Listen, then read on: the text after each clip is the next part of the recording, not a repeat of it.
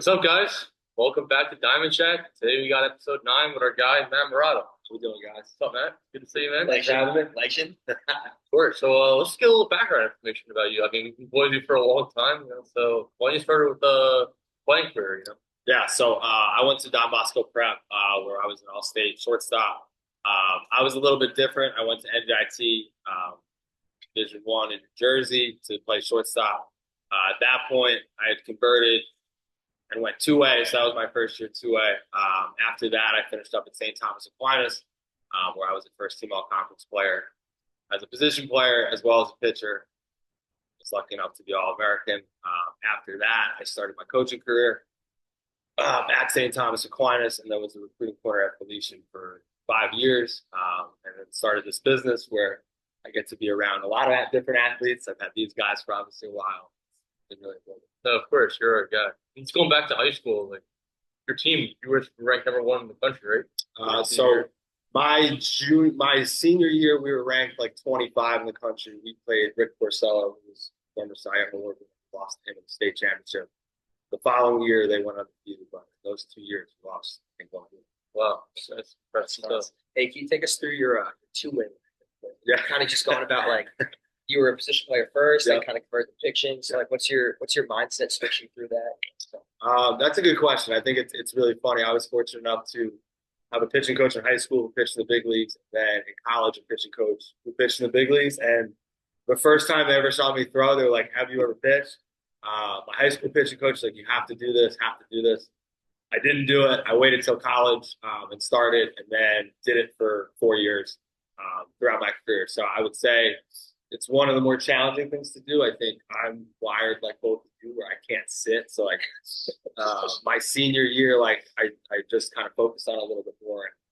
I'd be a starter, and then I'd play first base the next day or left field just to kind of get in the lineup. So that competitiveness was definitely the reason I did it. I think, that one-on-one competitiveness, if you can't simulate that, and pitching kind of gave that to me from more of a relief standpoint. Not that I didn't love being a position player, but, when you're a pitcher and you have the ball in your hands, it's one-on-one, right? So I really did enjoy that. Yeah. you think being a hitter kind of helped you be a better pitcher? Oh, my God, yeah. So, like, think about sequences and things like that. I think, if you could read a hitter or read a bat angle, be understanding that this is a dead red first pitch fastball guy. He's looking to damage early. That's where you're going to flip sliders. So I think that helped me tremendously understand hitters' counts and how to kind of flip them to be successful. Yep, that's awesome. So if you have a great career, put up with pitch stats. After you finish college, like, were there any like pro opportunities, or like kind of just start working on power arms? So I got signed with the Newark Bears my first year out, which was the Can-Am League. At that point, they could have up to 2 rookies on the team. So I was one. Before that, I ended up having a small surgery where I was one of the first to get PRP with Dr. Vaughn, the Yankees. So we worked very hard on that. Once I got out of the surgery, they re-signed me again. And I kind of got to the point where I was at a certain age and I'd lost leverage and really looked at, hey, what do I want to do in this? Like, I think selfishly, I want to play in the major leagues and never stop. But, there's not many people that get to kind of wake up and just change a lot of different people's lives. Like I met, a player at 9 years old. He was my first lesson. He's 25 years old and we still talk constantly. So when people ask me all the time, like, do you still talk to your players? I think the best coach in the world will always talk to the players and kind of always be in their life. So that's a big piece for me. Yeah, no, we like that, especially like just the industry you're in. Like you're more of a mentor instead of just being a cash transaction. Like you really care about people's career, you care about their lives. Really important. And you get to touch so many different things, right? I might get to be with an 8-year-old, or I might get to be with a professional who's looking to go get back in the games, right? So you see a lot of different things. So that part's stuff really fun. Yeah, that's awesome. That's awesome. Can we get your little insight now on how like how'd that come about? Yeah. So we started Power Arm. Originally, we were the first to formulate a pitcher's protein, the pitcher's recovered. I was also a former strength coach in college, so my background has always kind of been, the strength, the human body with the baseball element. So, kind of blending that and making Power Arm ended up just working out of like an all-encompassing thing. Because when we started the pro team, It worked out really well. There was just a lot of different loopholes with stocking it with NSF.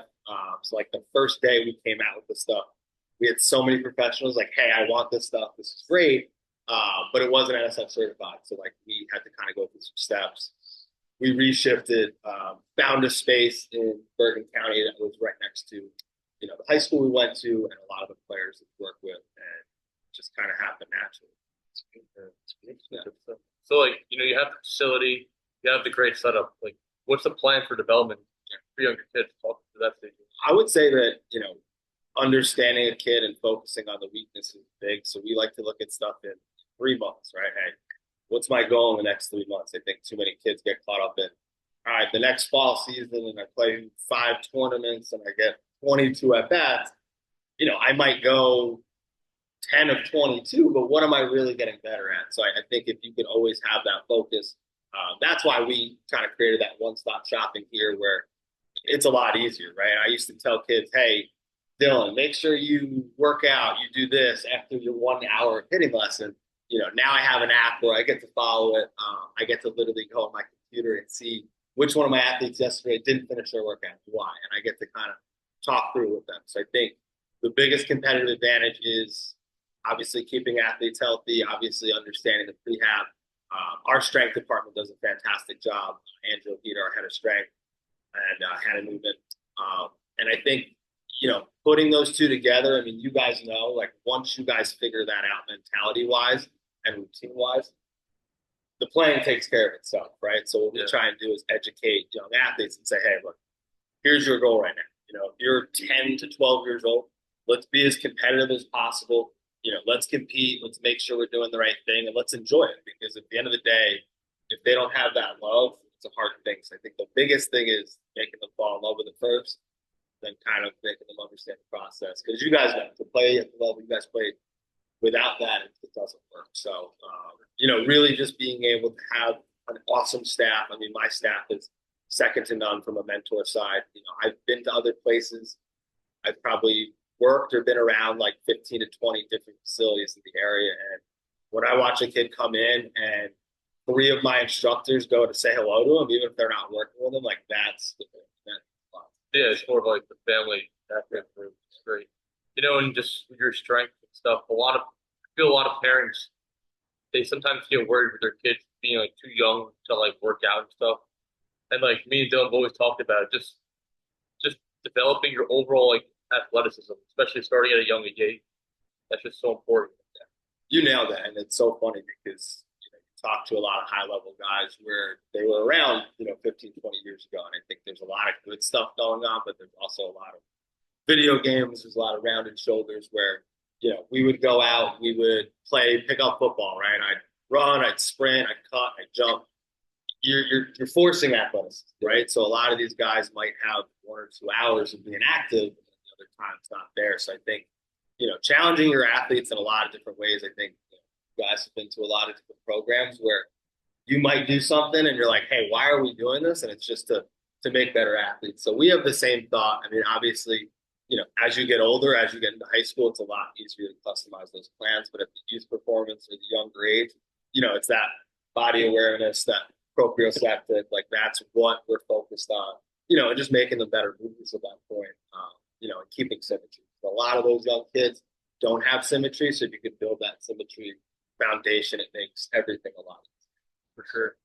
That kind of like brings us to our next question. I mean, just obviously we touched upon the strength, and I mean, I did enter strength program when I was in high school, and that was huge. I mean, Dylan's worked out. It's some good stuff. So like, you have this like great facility here, and like you have the training, you have the lessons, like developing kid skills. Now you like to bring travel ball into into power. What's that like really like entail? It's been awesome. And I think, when you get kids at 15, it's harder to really teach them a lot of the foundational stuff. So like what we use the travel teams for is, our younger teams. If you can teach discipline and you can have, that aspect put into practice where they are good listeners or they are doing stuff, that's going to make them more successful. Baseball is going to end for all of us. So my big thing, I think you guys are on the same page. You want to use baseball as a tool as much as possible. And I spoke to my second baseman in high school the other day, and we were talking about a trip that we took at 14 years old, the LBI, right? You're always talking about those travel tournaments. So I think the biggest focus that we've tried to have is, we're not chasing a certain talent level. We're looking for a certain work ethic, and we know that we can kind of build that. So having that come from the younger levels, and then having that, hey, this is a guy we got 5 years ago. If we're on a strength plan for 5 years and we're doing the right things, you're going to watch that athlete grow. So, I think the travel team has made it a lot easier for us to say, hey, here's your practice schedule, here's your lifting schedule. You can do as many things as you want in this building, or you can do a couple things if there's conflicts. We don't force people to do everything, but we like to give more a la carte options, right? Because you might be different than me. I was a guy who maybe I'd like to get on the machine for an hour and then go to an infield leg, right? You might be a guy who wants a private lesson or wants to just come to a hit, right? Everyone's different, so you want to just kind of have those different offerings. But I think the travel has really helped us kind of groom those athletes because, like you guys go to college, you're a different person freshman year than you are senior year. So in that 4 years, it's so small. Like a lot of my athletes I'll have from 12 and then we'll place them into college. So I think like having a lot of that set up where, college baseball is kind of where we started, like that's where our strengths are. So doing the showcasing, doing, the college placement, has really helped kind of build more of this foundation. So we'll have athletes that play on our team, and then we'll obviously have athletes that don't play on our team that we still train. Have to obviously, train a lot. Do you think that created like a more family-like environment? Because you'll have the kids from your travel team that come work out, they do lessons. Because you'll see travel teams that kids come and they don't even train at that facility. Yeah. Right. So I think definitely. I think that's the problem is we kind of jump and we say, hey, I need to play perfect game at 13. Right. Again, someone who deals with metrics every day, if you go to an event and you're 15 years old, it's still too early to recruit. So if you hit 90 miles an hour at that event, it doesn't really matter what you've done for those years. So I worry about too many guys chasing, hey, I need to go to Georgia at 10, 11. All you're doing is you're putting miles on your arm, right? You look at it in the major league draft, like when they look at athletes, like, all right, how many miles are on this arm? So if I'm throwing 110 pitches in Las Vegas at 10U, the miles on my arm are going to be great, right? So, I think it's finding that balance that we all need to kind of have, but I think that's been the difference makers. A lot of these travel teams will just get guys together, you'll show up in Delaware and they'll play a game, having that family environment and then lifting together, hitting together. It's like that college camaraderie. Can't really. I mean, that's even like what me and Dylan talk about all the time. Just having like the bond, like obviously with baseball, but it's just like developing the friendship like within it. It's not just a guy who's here, like chatting them a little bit like while you're lifting, and then like eventually like everyone like parts ways and you never hear from them again. I mean, like lots of family here for sure. Exactly. So, we're still hanging out, so it's working out. Exactly. Some good stuff. But now, with the new facility, everything all set up like the old one, like it was nice and stuff. But now, I mean, you can just see the ceiling like 50 feet high. Yeah.